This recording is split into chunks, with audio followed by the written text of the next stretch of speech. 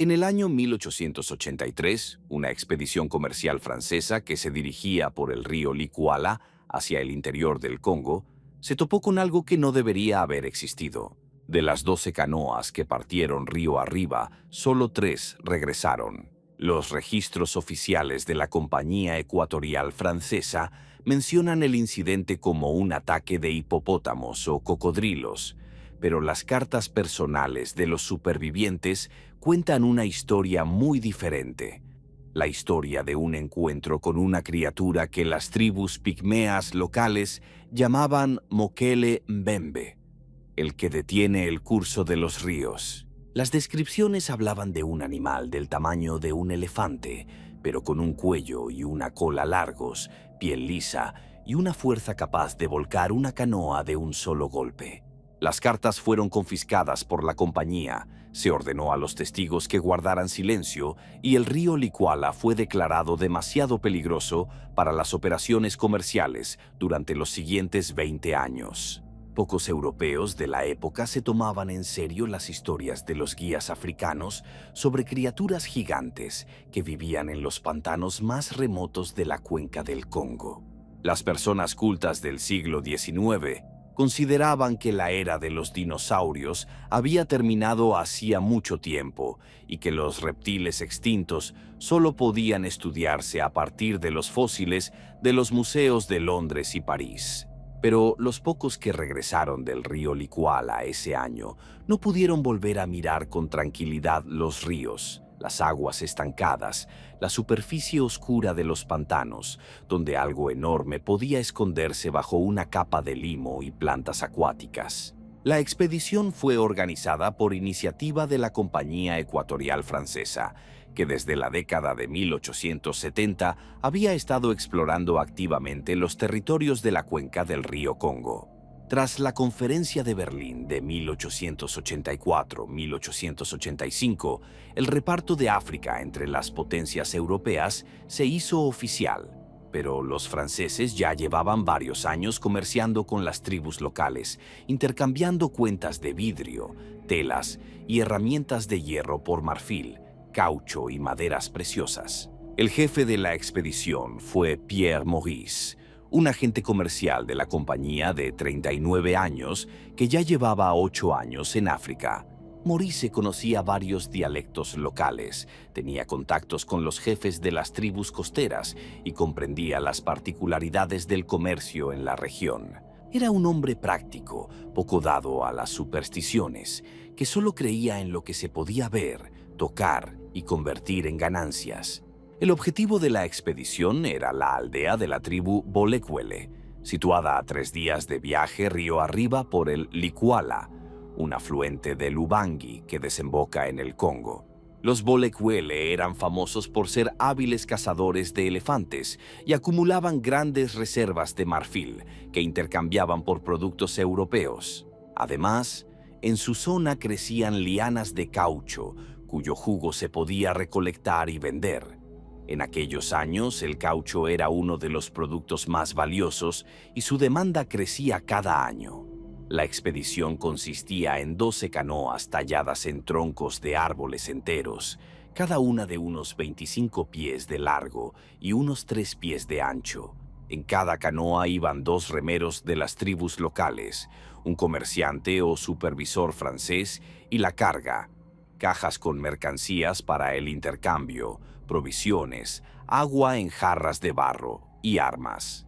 En total, participaron en la expedición 24 remeros, 8 franceses y el propio Maurice con 2 ayudantes, 33 personas. El armamento incluía 6 rifles del sistema Gras del año 1874, las armas más modernas del ejército francés de la época, que utilizaban cartuchos metálicos de calibre 11 milímetros. También había 3 revólveres, machetes para abrirse paso entre la maleza, hachas y cuchillos. Los remeros iban armados con lanzas tradicionales con puntas de hierro, que podían utilizarse tanto para cazar como para defenderse. La expedición partió del puesto comercial del río Ubangi el 23 de junio de 1883. La temporada de lluvias había terminado hacía un mes. El nivel del agua en los ríos era alto, pero la corriente era moderada. El tiempo era caluroso y húmedo, con una temperatura de unos 32 grados y una humedad de alrededor del 80%. El bochorno era tal que los europeos se asfixiaban con su ropa, camisas, pantalones y sombreros de ala ancha que llevaban para protegerse del sol. Los remeros iban casi desnudos, solo con taparrabos, y sus cuerpos brillaban por el sudor. El primer día transcurrió sin incidentes. Las canoas avanzaban en fila india, con Maurice marcando el ritmo en la primera canoa.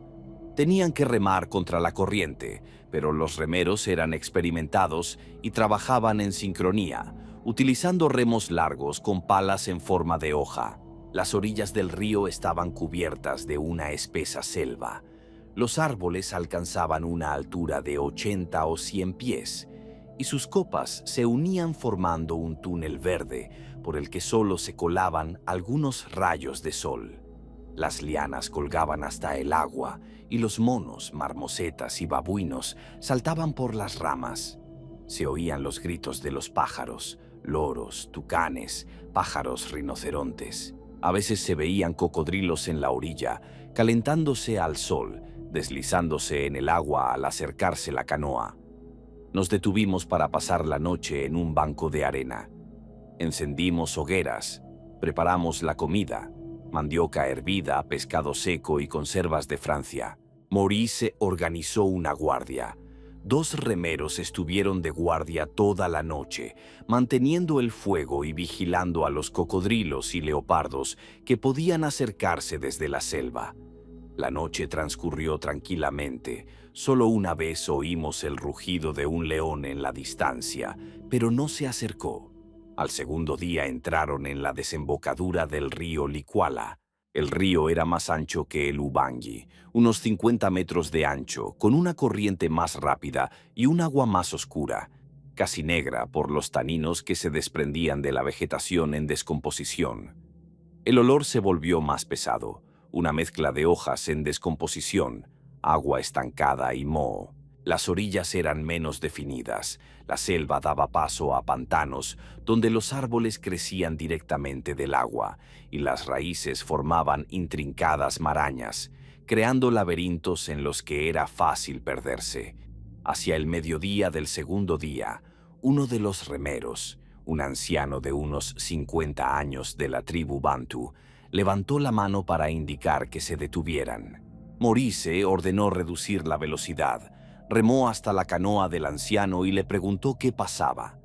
El anciano señaló hacia adelante, a una zona del río donde el agua estaba especialmente tranquila, casi inmóvil, cubierta por una capa de limo verde y hojas. Dijo que era un mal lugar, que allí vivía el Mokele Mbembe. Las tribus evitan esa zona, no pescan allí ni beben su agua.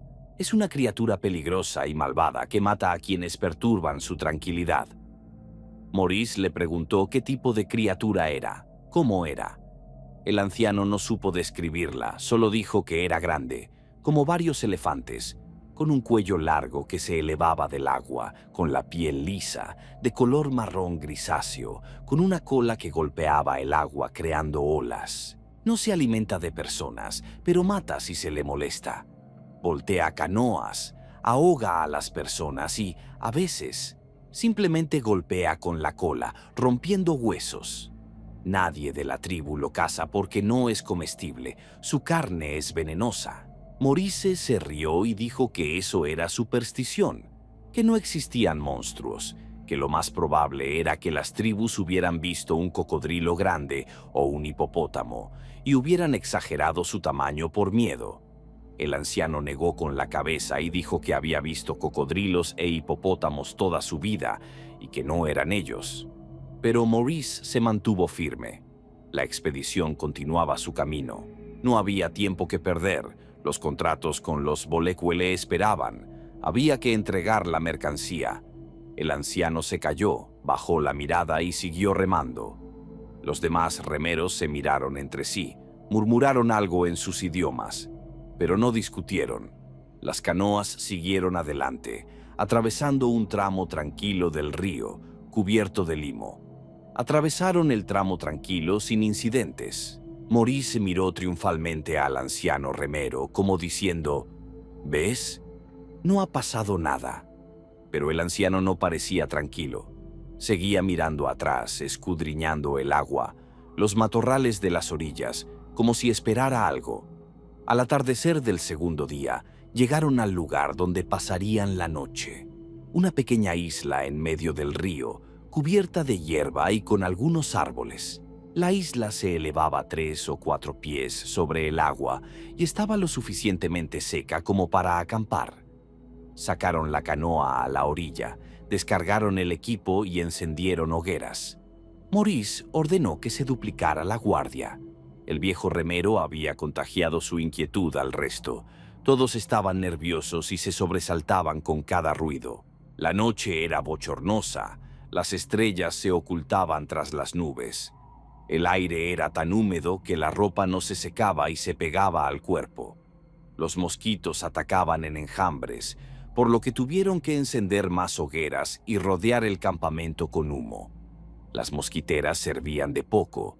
Los insectos se colaban por las rendijas más pequeñas y su zumbido era incesante y enloquecedor. Hacia la medianoche uno de los centinelas llamó a Maurice. Este salió de la tienda y se acercó al borde de la isla. El centinela señaló el agua. A la luz de las hogueras se veía cómo el agua de la orilla de la isla se movía, oscilaba, como si algo grande nadara bajo la superficie. El movimiento era lento, rítmico, y creaba olas que rompían suavemente contra la orilla. Pero no se veía nada, solo ondas en el agua negra, solo círculos que se alejaban de una fuente invisible. Maurice supuso que se trataba de un cocodrilo o un pez grande. El centinela objetó que los cocodrilos se mueven más rápido y salpican. Era algo diferente, algo más grande. Maurice ordenó preparar el rifle, mantenerlo a mano, pero no disparar sin necesidad, ya que el sonido del disparo podría asustar definitivamente a los remeros. El movimiento en el agua continuó durante media hora, luego cesó. El agua se calmó y quedó inmóvil. El resto de la noche transcurrió sin nuevas alarmas, pero nadie durmió bien. Por la mañana descubrieron algo extraño. Varias canoas abandonadas en la orilla habían sido desplazadas, como si algo las hubiera empujado desde abajo o desde un lado. Las cuerdas con las que las canoas estaban atadas a las estacas estaban tensadas al máximo y una estaca había sido arrancada del suelo. Sin embargo, no había huellas en la arena, ni marcas de patas o garras. Los remeros se inquietaron. El anciano dijo que era Mokele Mbembe, que la criatura había sentido la presencia de personas y había venido a ver, a advertir. Maurice intentó calmar a la tripulación, explicando que podía haber sido el oleaje provocado por un cocodrilo o un hipopótamo que pasaba, y que no era difícil desplazar las ligeras canoas. Pero él mismo estaba más preocupado de lo que aparentaba. Algo había estado realmente en el agua la noche anterior, algo grande, cauteloso, que no temía al fuego ni a las personas. El tercer día comenzó con niebla. Una espesa niebla blanca se levantó del agua y lo envolvió todo en un radio de 20 yardas, reduciendo la visibilidad casi a cero. Maurice quería esperar a que la niebla se disipara, pero eso podría llevar varias horas y no podían perder tiempo. Decidieron avanzar lentamente, manteniéndose cerca unos de otros para no perder de vista la canoa. Remar en la niebla era espeluznante. Los sonidos se amortiguaban, se distorsionaban, parecían cercanos y lejanos al mismo tiempo. El chapoteo de los remos, la respiración de los remeros, el crujir de la madera. Todo ello resonaba en el agua, creando la sensación de que, además de las canoas visibles, había otras invisibles que se movían en paralelo. Uno de los franceses, un joven comerciante llamado Dupont, juró que había oído una respiración pesada y húmeda, como la de un animal grande, pero no vio su origen. Hacia el mediodía, la niebla se disipó. El río se ensanchó, formando una especie de lago redondo, de unos 200 metros de diámetro, rodeado de pantanos y árboles bajos. El agua aquí estaba completamente inmóvil, cubierta por una gruesa capa de plantas acuáticas, nenúfares, jacintos, lentejas de agua.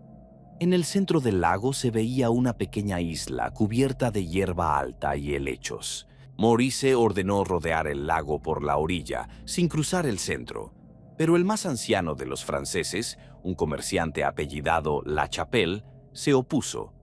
Él era el que llevaba más tiempo en África, 23 años. Había navegado muchas veces por los ríos del Congo y conocía las peculiaridades del terreno. Dijo que si rodeaban la orilla, el viaje les llevaría el doble de tiempo, que era más fácil cruzar el lago en línea recta, manteniendo el rumbo hacia la salida opuesta del río, que se veía al otro lado del lago. Maurice dudaba. Por un lado estaban las advertencias de los remeros sobre Mokele Mbembe y los extraños sucesos de la noche anterior. Por otro, el tiempo, el calendario y los contratos.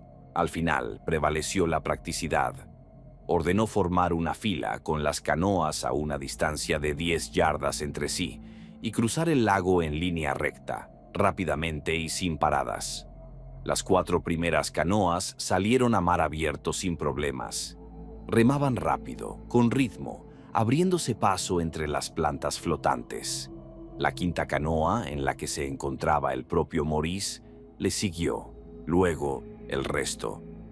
Cuando las canoas centrales llegaron al centro del lago, el agua a su alrededor de repente comenzó a moverse. No eran olas, ni círculos. El agua se elevaba como si algo enorme estuviera surgiendo desde abajo. La capa de plantas acuáticas se separó, dejando al descubierto una superficie negra. Y de esa superficie comenzó a elevarse una cabeza. Primero apareció una cúpula, ancha, redondeada, cubierta de una piel lisa de color marrón grisáceo, brillante por el agua.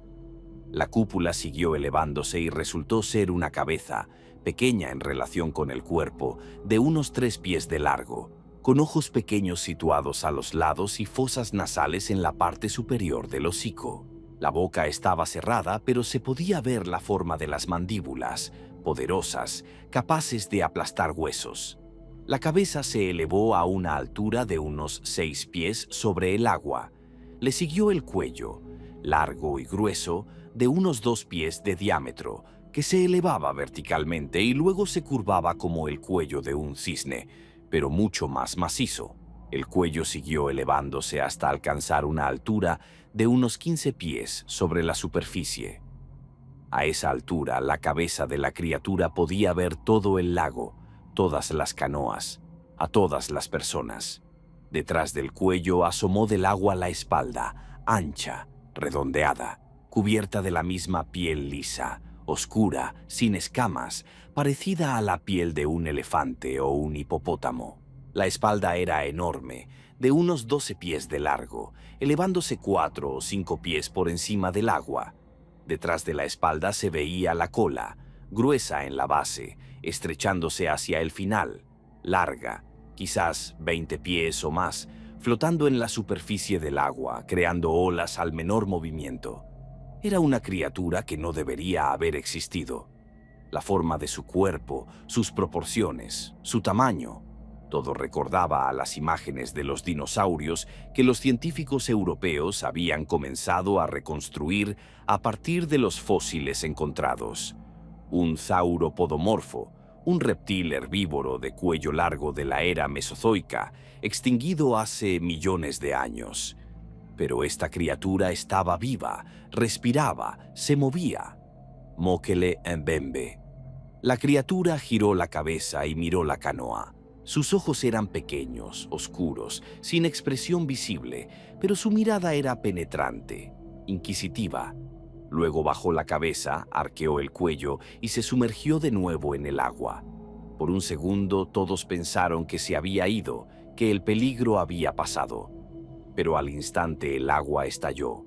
La cola de la criatura emergió de las profundidades y golpeó la sexta canoa con tal fuerza que el casco de madera se partió por la mitad. La canoa volcó y las 3 personas que iban en ella, 2 remeros y un francés, cayeron al agua. El francés tuvo tiempo de gritar, luego se hundió, arrastrado por el peso de su ropa y sus botas. Los remeros intentaron nadar hasta la canoa más cercana, pero la cola volvió a golpear, esta vez cerca de ellos, creando una ola que los cubrió y los arrastró hacia abajo. El pánico se apoderó de las demás canoas.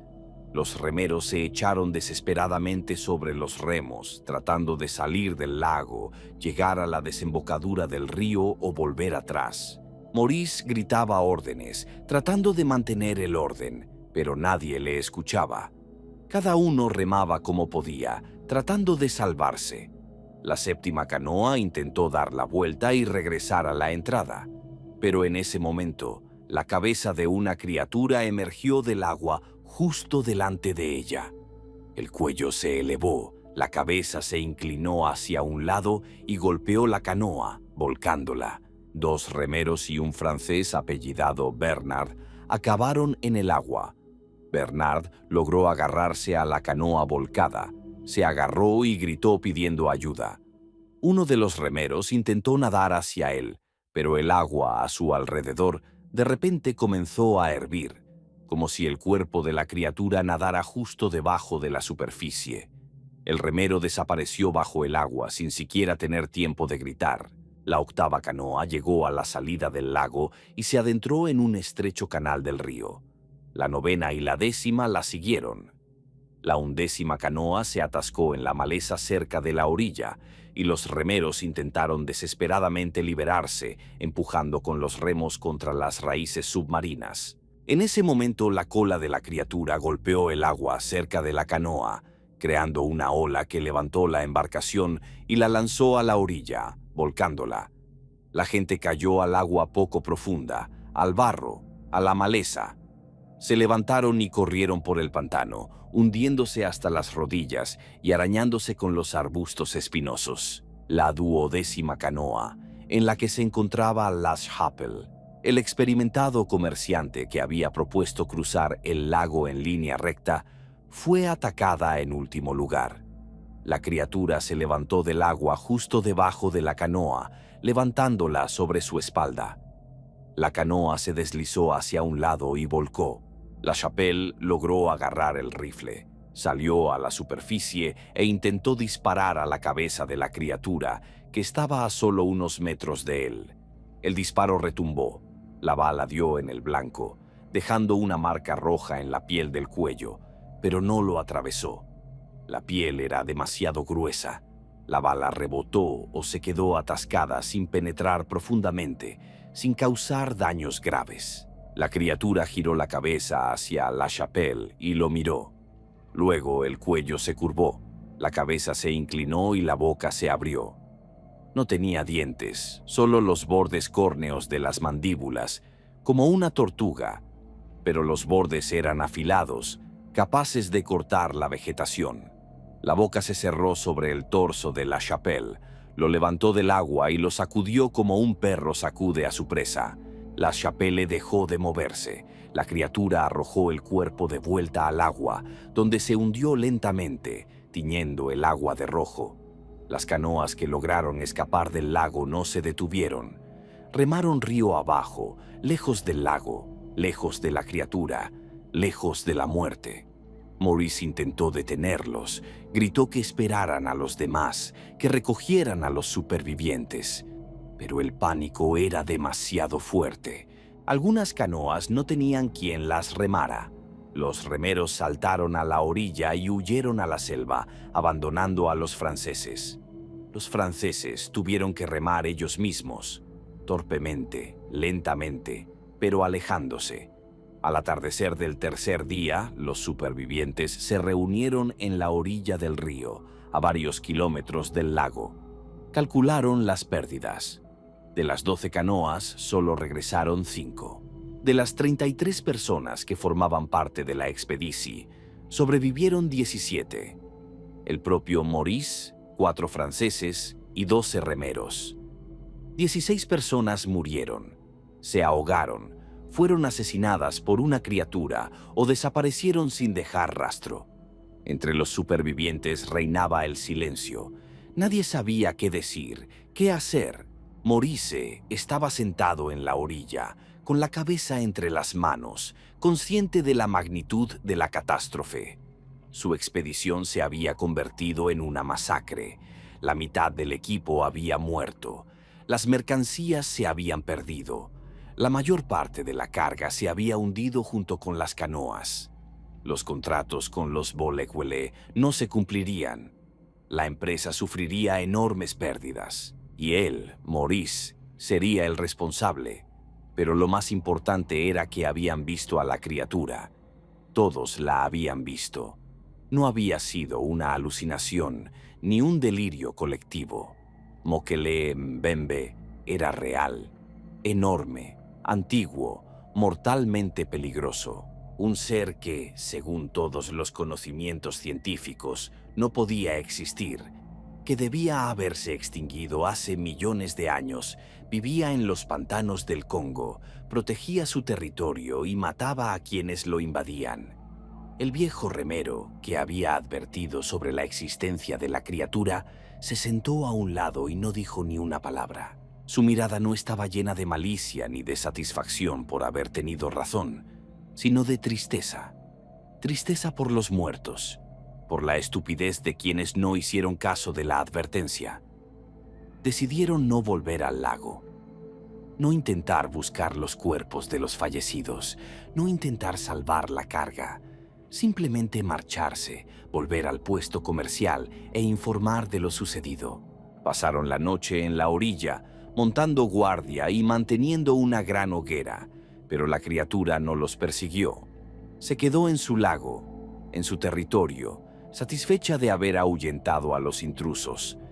En el camino de vuelta perdieron a otros 3. Uno de los franceses enfermó de fiebre, malaria, que le contagió un mosquito. Murió a los 2 días, a pesar de la quinina que intentaron administrarle. 2 remeros desaparecieron por la noche, tal vez desertaron, no queriendo volver al puesto, donde los interrogarían y acusarían. O fueron asesinados por un leopardo que merodeaba por el campamento. Regresaron al puesto comercial el 29 de junio, 6 días después de la salida.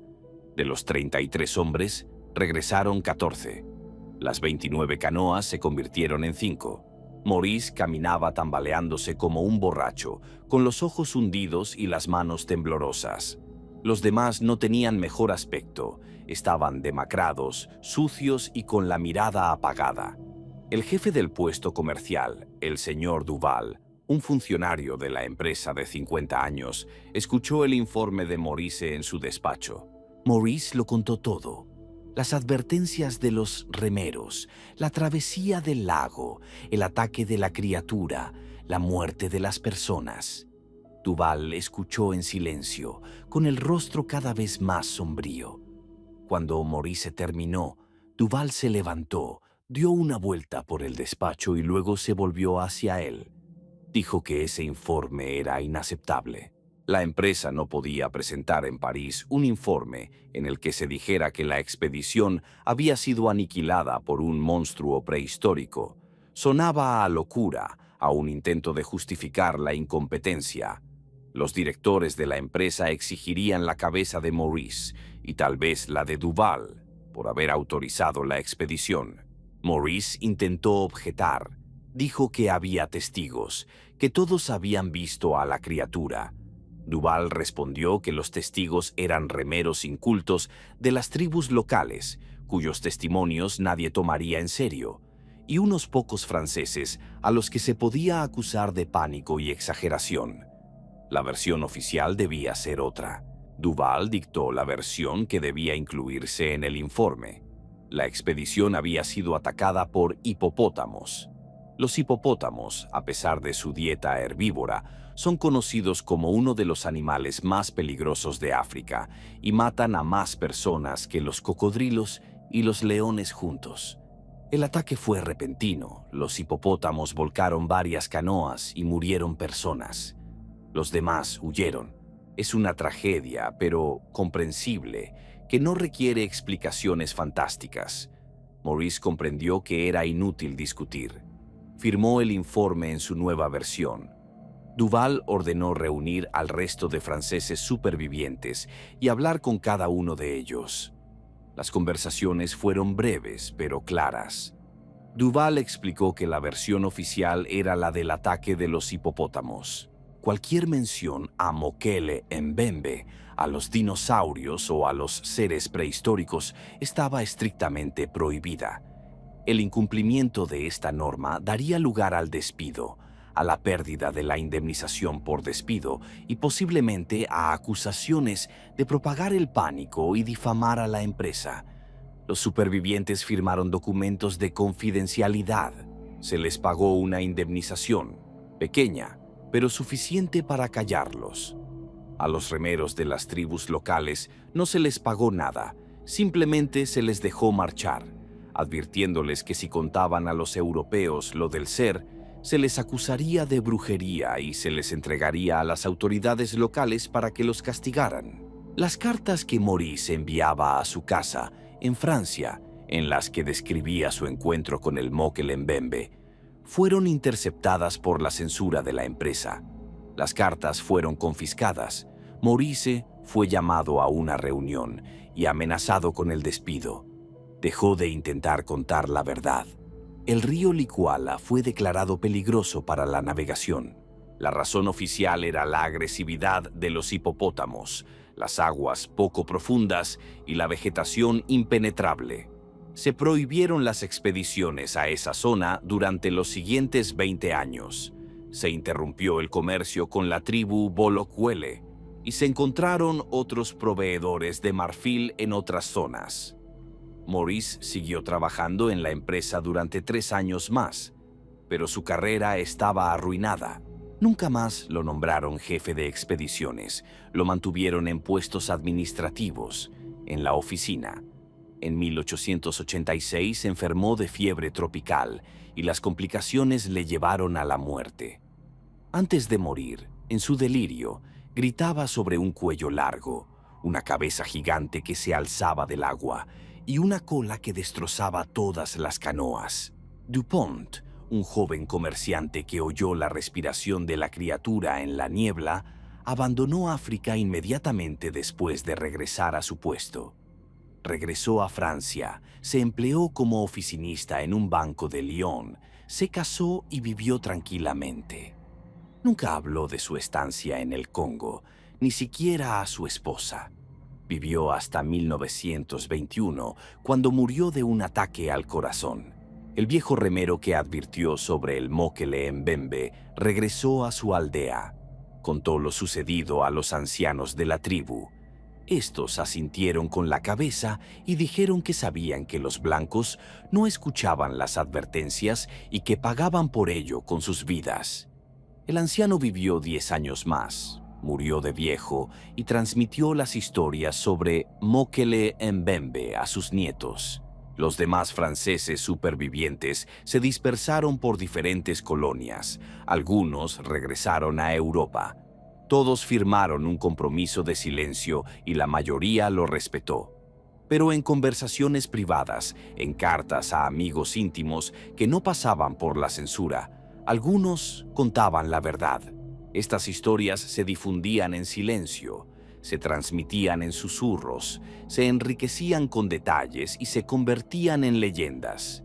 A finales del siglo XIX, entre los europeos en África circulaban rumores sobre Mokele Mbembe. No eran oficiales ni estaban documentados, pero eran persistentes. Comerciantes, misioneros, militares. Muchos habían oído hablar a los lugareños de una criatura que vivía en los pantanos de la cuenca del Congo, un animal del tamaño de un elefante con un cuello largo que detenía el curso de los ríos y mataba a quienes invadían su territorio. En 1909, el naturalista alemán Carl Hagenbeck, propietario del famoso zoológico de Hamburgo, publicó un libro en el que mencionaba los relatos de los cazadores de elefantes de Camerún y el Congo sobre un extraño ser parecido a un sauropod. Hagenbeck no vio al ser personalmente, pero escuchó descripciones lo suficientemente coincidentes como para creer en su existencia. El libro despertó el interés de los círculos científicos, pero la mayoría de los zoólogos se mostraron escépticos. En 1913, la administración colonial alemana en Camerún organizó una expedición para buscar al Mokele Mbembe. La expedición fue dirigida por el capitán Freiherr von Stein zu Lausnitz. La expedición pasó varios meses en la selva, entrevistó a muchos habitantes locales y todos describieron al ser de la misma manera: cuello largo, cabeza pequeña, cuerpo macizo, cola larga, piel lisa de color gris-marrón. Pero no vieron al animal. Von Stein redactó un informe en el que reconocía que los nativos describían un animal real, no un ser folclórico, y que las descripciones coincidían con las del sauropod. El informe se clasificó como secreto. Comenzó la Primera Guerra Mundial y el interés por la criptozoología se extinguió.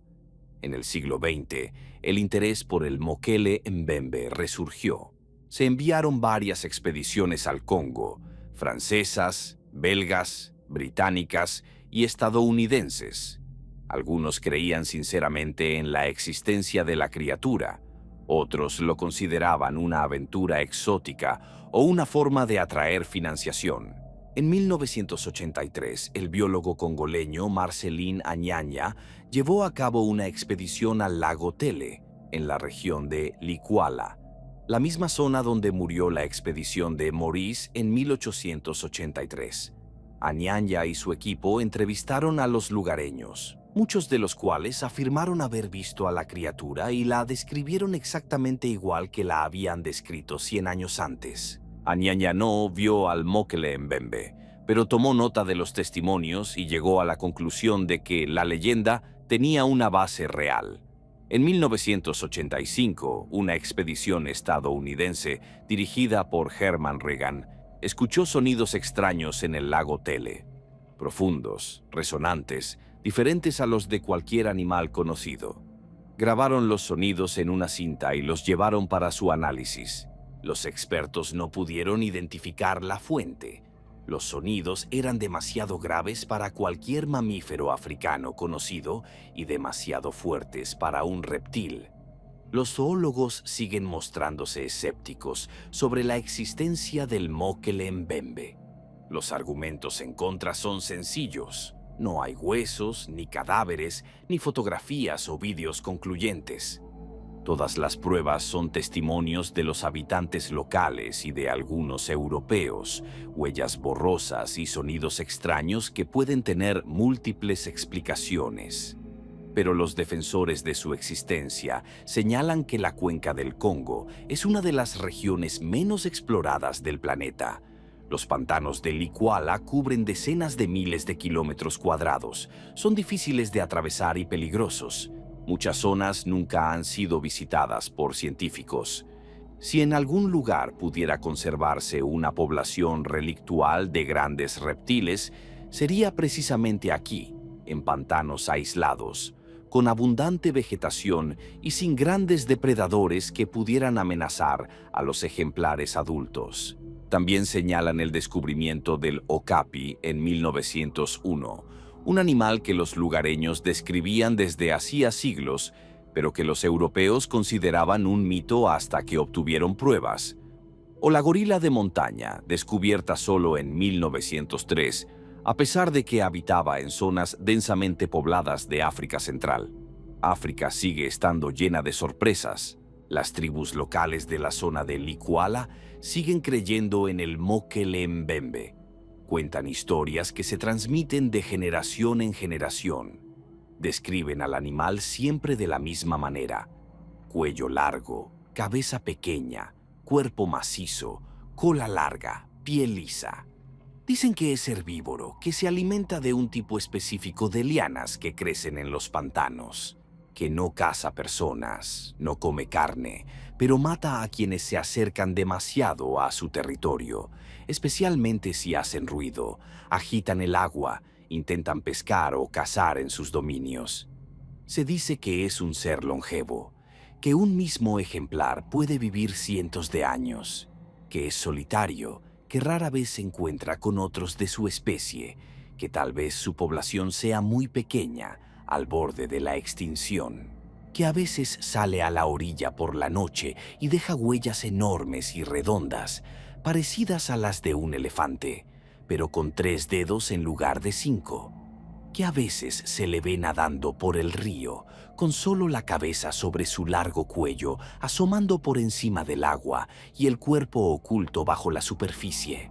La historia de la expedición de Maurice en 1883 permaneció en los archivos de la Compañía Ecuatorial Francesa, clasificada como secreta y accesible solo a un círculo restringido de personas. El informe oficial habla de un ataque de hipopótamos, pero las cartas personales de los supervivientes, los diarios y las notas que se conservan en los archivos familiares cuentan otra historia. 29 personas murieron en esa expedición. Algunas se ahogaron, aplastadas por las canoas volcadas. Otras fueron asesinadas por los golpes de la cola de la criatura, con huesos rotos y cráneos destrozados. Uno fue capturado por la boca del Mokele Mbembe, destrozado y arrojado de nuevo al agua. Todos ellos pagaron con sus vidas por no haber escuchado las advertencias, por su codicia, por su arrogancia, por creer que el hombre es el dueño de la naturaleza. El Mokele Mbembe, si realmente existe, sigue siendo uno de los mayores misterios de África. Un dinosaurio que sobrevivió a la extinción masiva hace 65 millones de años, una especie desconocida de reptil gigante no relacionado con los dinosaurios, o simplemente una leyenda basada en encuentros con grandes cocodrilos, hipopótamos o elefantes que cruzaban ríos, distorsionada por el miedo y la imaginación. La comunidad científica exige pruebas inequívocas, un cadáver, huesos, fotografías nítidas o vídeos. Mientras no haya tales pruebas, el Mokele Mbembe seguirá siendo un criptido, un ser del ámbito de la criptozoología, la ciencia de los animales ocultos, que la mayoría de los científicos no reconoce. Pero para quienes viven en los pantanos del Iguala, para las tribus que habitan estos lugares desde hace siglos, el Mokele Mbembe es real. Saben dónde habita la criatura, qué lagos y tramos de ríos deben evitar, cómo comportarse para no llamar su atención. No necesitan pruebas científicas, viven con este conocimiento cada día. Y tal vez sea mejor dejar algunos misterios sin resolver. Quizás Mokele Mbembe, si existe, merece quedarse tranquilo, en sus pantanos, lejos de miradas curiosas, de cazadores de sensaciones, de aquellos que quieren atraparlo, matarlo, exhibir su disección en un museo o encerrarlo vivo en un zoológico. África es enorme, salvaje, llena de lugares donde el hombre aún no ha puesto un pie. En sus selvas, pantanos y montañas pueden esconderse criaturas que ni siquiera sospechamos. El Mokele Mbembe es quizás una de ellas, el último vestigio del mundo antiguo, el último representante de la era de los reptiles gigantes, que milagrosamente se ha conservado en un refugio aislado. O tal vez sea solo una leyenda, hermosa, aterradora, fascinante, una leyenda que nos recuerda que el mundo sigue lleno de misterios, que no todo se puede explicar, medir o catalogar, que la naturaleza aún puede sorprendernos, asustarnos, hacernos dudar de que lo sabemos todo. La expedición de Maurice se topó con algo que no esperaba. Algo enorme emergió del agua aquel día de 1883, algo antiguo y poderoso, algo que defendía su territorio con una furia primitiva. 29 personas pagaron con sus vidas por ese encuentro.